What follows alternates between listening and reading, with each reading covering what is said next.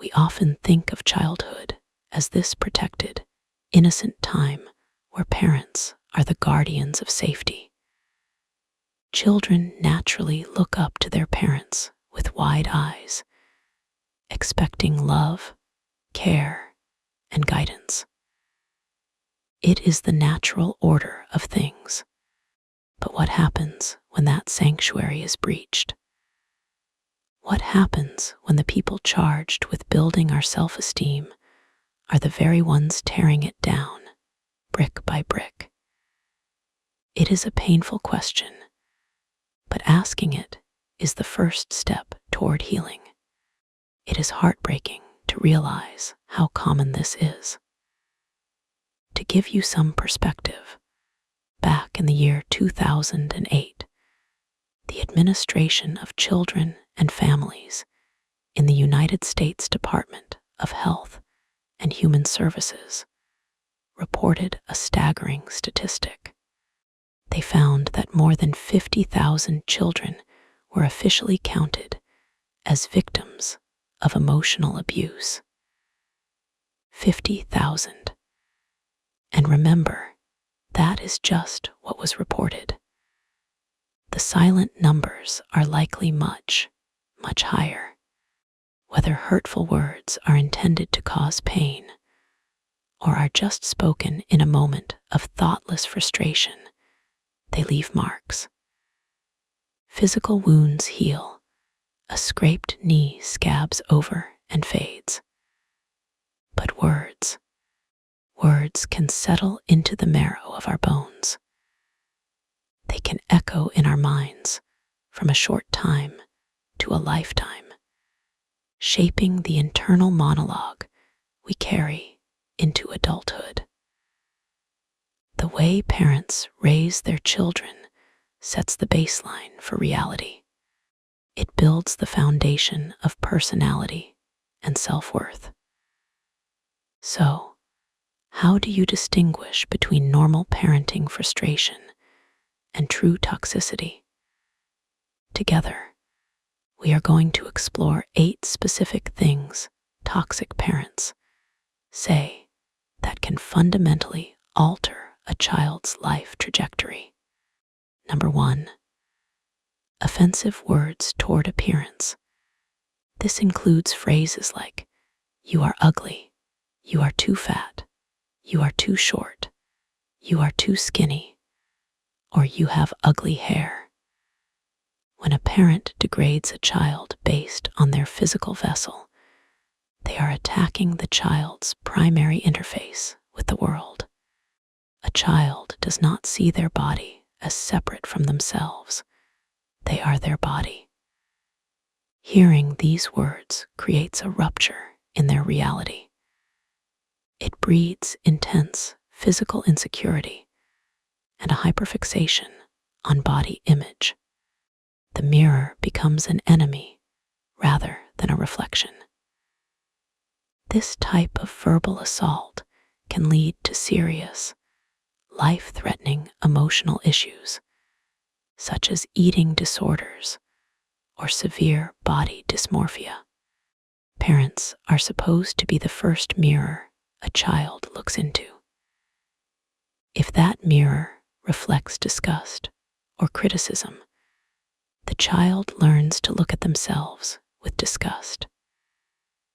Parents are meant to teach their children how to love themselves unconditionally, no matter how they look on the outside, fostering a sense of worth that radiates from within. Number 2, provocative questions toward actions. These are questions like, "Why do you act so weird? Why do you walk that way? Why do you chew that way? Or why do you move or talk that way?" On the surface, these might seem like minor annoyances, but they are insidious. Children tend to believe anything their parents say is absolute truth. If a parent, who is like a god to a small child, implies that their natural way of being is weird or wrong, the child internalizes a deep sense of defectiveness. They start to monitor their own behavior obsessively. Sarcastic questions or critical remarks about natural mannerisms make the child feel like there is a fundamental glitch in their system. This makes it incredibly difficult for the child to be authentic. They begin to mask or perform normalcy to avoid criticism. This anxiety follows them into adulthood. They may feel trapped by a constant, low-level fear that others are laughing at them, or that everyone notices the flaws that their toxic parents invented. They walk through life waiting for the other shoe to drop, terrified to just be. Number 3, selfish wishes. This is perhaps one of the most devastating categories. Phrases like, "I wish you were never born," "I wish I had an abortion," "I regret having you," or "I wish you were a different child." I want you to pause and feel the weight of those words.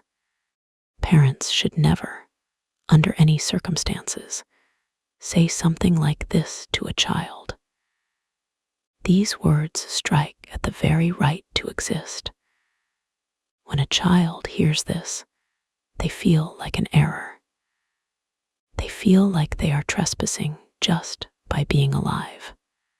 These remarks are catastrophically harmful to a human soul. They diminish the child's entire sense of identity. If the person who created you regrets it, how can you justify your place in the world? This can lead to severe outcomes like self-harm, early depression, and a lifelong feeling of needing to apologize for taking up space. Instead of being celebrated, the child feels tolerated at best and resented at worst. A parent's duty is to make a child feel chosen, loved, and valued, anchoring them to this world with affection. Number 4, making the child feel like a burden or a hurdle. You might hear things like, "You cost me too much money," "It is so hard to take care of you," or "Having you exhausts me." When a parent says this, the child creates a narrative. I am a burden. My needs hurt people. Consequently, the child learns to suppress their needs. They become invisible. They hide their feelings, their problems, and their desires just to avoid the wrath or the exhaustion of the parent. They try to be low maintenance to buy safety. Considering this, Nemers, a non-profit children's healthcare system, reported that a lack of love, affection, or the weaponization of material things are causes for children to lean toward stealing or abusive behaviors themselves. It is a cry for attention, or a way to get needs met that cannot be asked for directly. In adulthood, this manifests as hyperindependence, the inability to ask for help, because they fear being a burden to their partners or friends. Number 5, unhealthy comparisons. Why aren't you like your sibling? Why aren't you like your cousin? The other kids are better than you. Comparison is the thief of joy, but in a family dynamic, it is the thief of identity. This reduces a child's self-esteem substantially. It installs a belief that they will never be good enough, simply as they are. Their worth becomes conditional on being better than someone else, or just like someone else. No matter how hard they try, the goalpost always moves. Furthermore, comparing siblings with one another promotes a toxic, unhealthy relationship between them. Instead of allies, siblings become rivals. It breeds jealousy, resentment, and a scarcity mindset where love is a limited resource that must be fought for. Siblings should be given the equal right to build their own independent identities, celebrated for their unique strengths, rather than pitted against each other in a cruel contest for parental approval. Number 6, verbally abusive statements. You are stupid. You are useless. You are a loser. You will never make it. These are absolute remarks. They are not critiques of behavior. They are labels of character.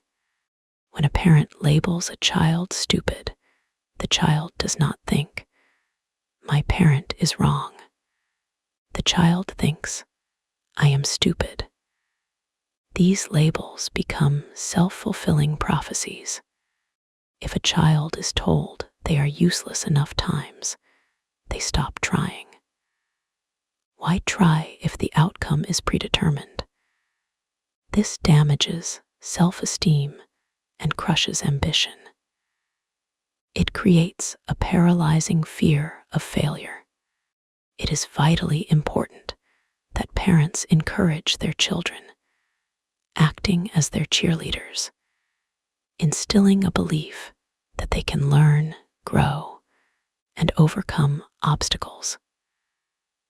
A parent's voice becomes the child's inner voice. If that voice is abusive, the child's inner world becomes a war zone.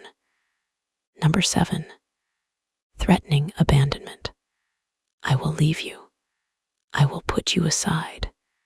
You will wake up and never find me. I will just disappear. This weaponizes the primal fear of every child: survival. A child cannot survive without their caregiver. Threatening to leave causes a child to develop severe abandonment issues. They start to believe that people they love will leave them because of who they are. They feel they are unlovable and disposable. When a child grows up with this threat hanging over their head, this belief becomes unconsciously ingrained in their mind. They will be unable to trust future relationships. In adulthood, this looks like anxious attachment, clinging too tight, needing constant reassurance, or avoidant attachment, leaving before they can be left. They live in a state of hypervigilance, always watching for the signs that the people they love are packing their bags. Number 8, empty promises. If you do this, I will buy you that. I will take you there next time. But then, the next time never comes. The reward is never given. We all know plans change, and life happens to almost everyone. But we are talking about a pattern of manipulation. When a parent makes promises they do not intend to keep, or consistently breaks their word, it shatters the child's trust. It makes the child feel betrayed and unimportant. They learn that words have no value. Making fake promises is an excellent way to teach a child how not to trust others in life. It breeds cynicism. The child learns to guard their heart, expecting disappointment rather than anticipating joy. They stop hoping because hoping hurts too much when the promise is broken. To conclude, even though words are not physically harmful, do not break bones or leave bruises we can see. They can be extremely harmful to the psyche and emotional well-being. The scars they leave on the heart are invisible, but they dictate how we navigate the world, how we love, and how we view ourselves. Childhood is an essential chapter in every human's life. It is the prologue to our entire story. Our childhood builds our personalities, behaviors, and beliefs.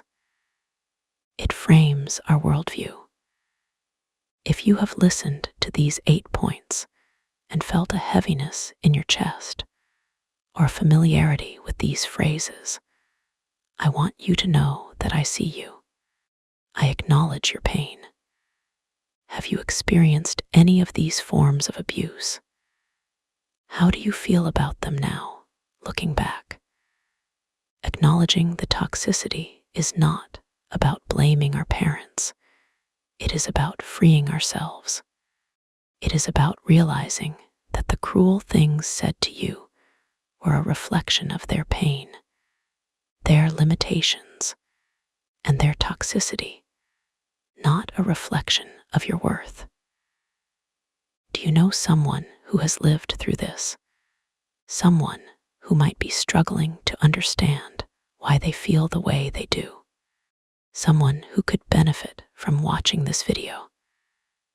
Please consider sharing this content to reach worldwide attention. The more we talk about this, the more we break the cycle. We share this so parents or future parents can be more mindful about how they talk to their children.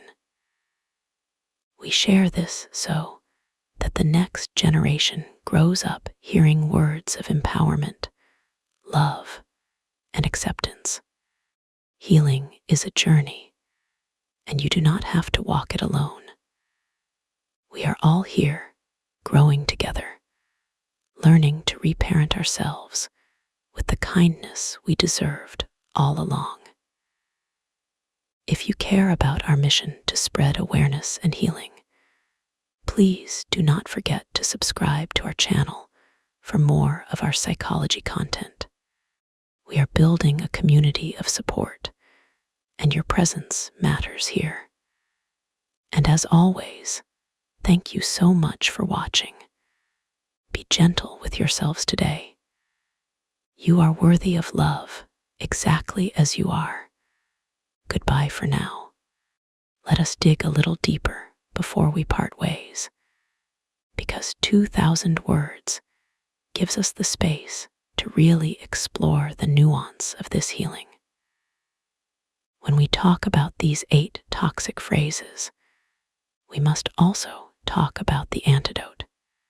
What is the medicine for these specific wounds? If you were told you were ugly, point 1, the medicine is radical self-acceptance.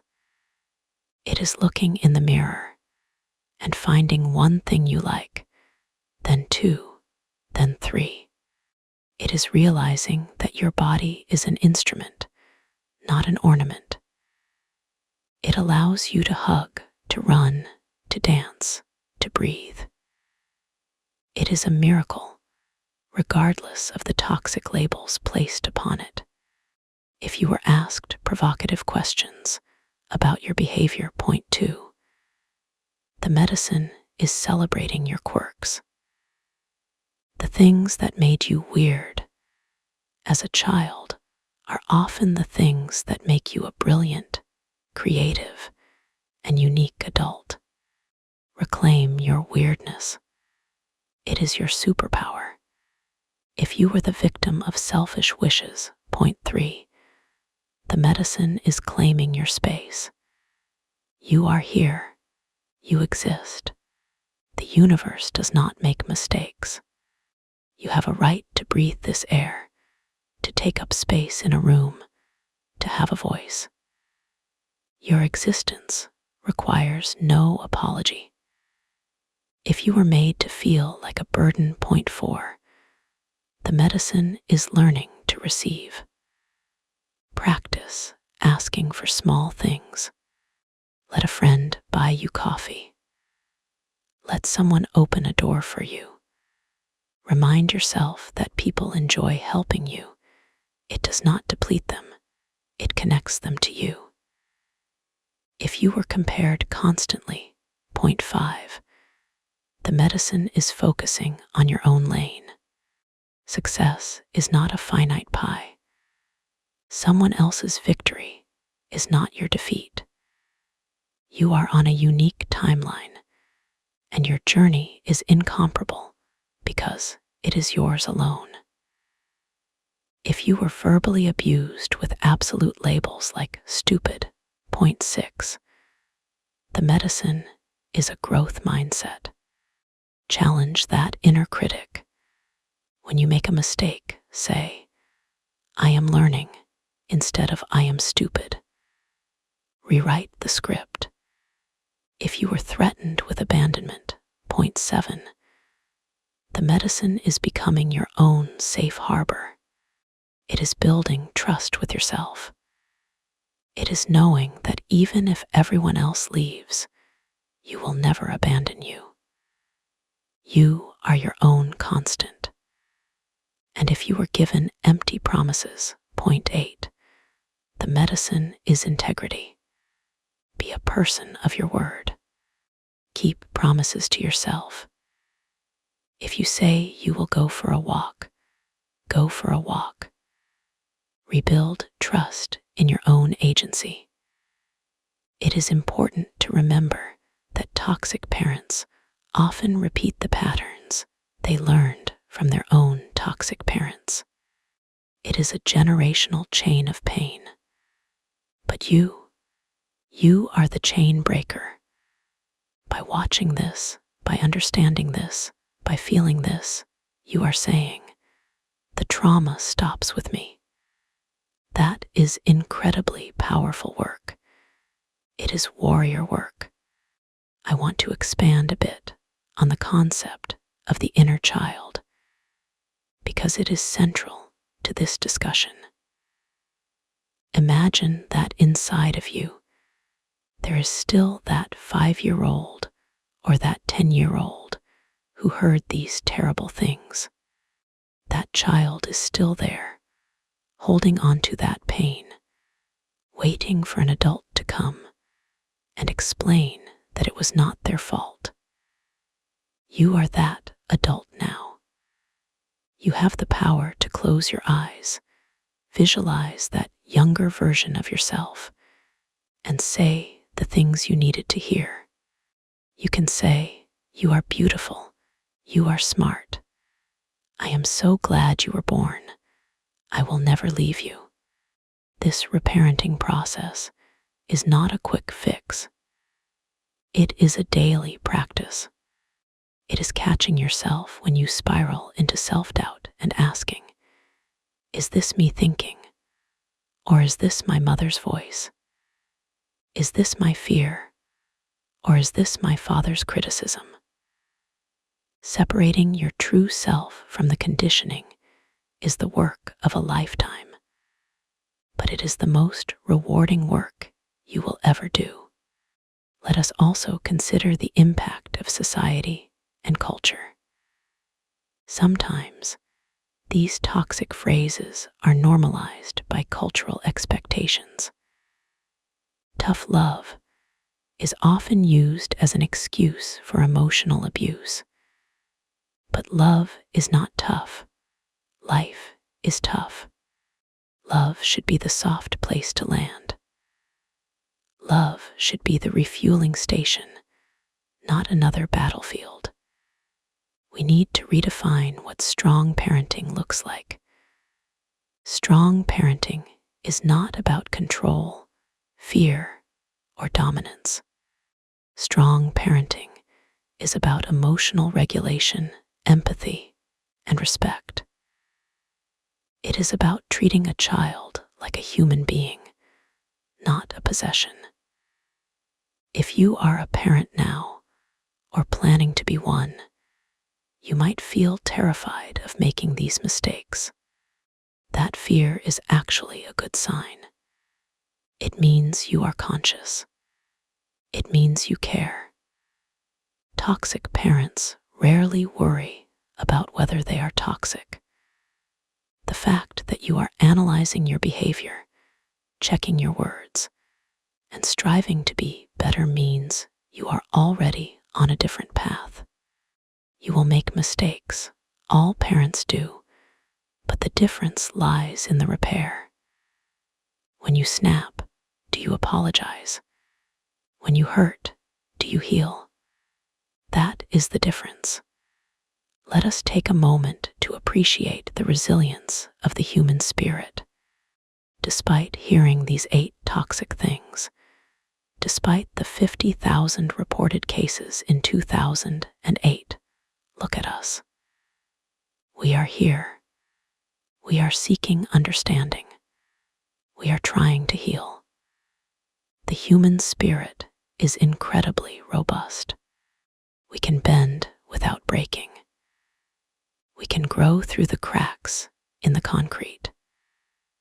I hope this extended reflection has given you more tools for your emotional toolkit. Emotional maturity is not about being happy all the time. It is about understanding the full spectrum of your experience. It is about holding your grief and your joy in the same hand. As we wrap up this extended session, I want to leave you with a visualization. Imagine you are standing in a beautiful, open field. The sun is shining down on you. You are safe. You are free.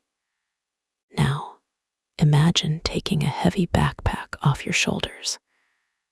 This backpack is filled with all the hurtful words, the empty promises, the comparisons, and the selfish wishes of the past. Imagine setting it down on the grass. You do not need to carry it anymore. You can walk away from it. You can step into your future lighter, freer, and more yourself than ever before. Thank you for spending this time with me.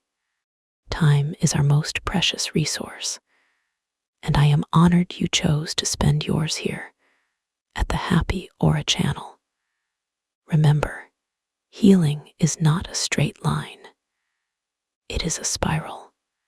You might circle back to old feelings, but you will see them from a new perspective.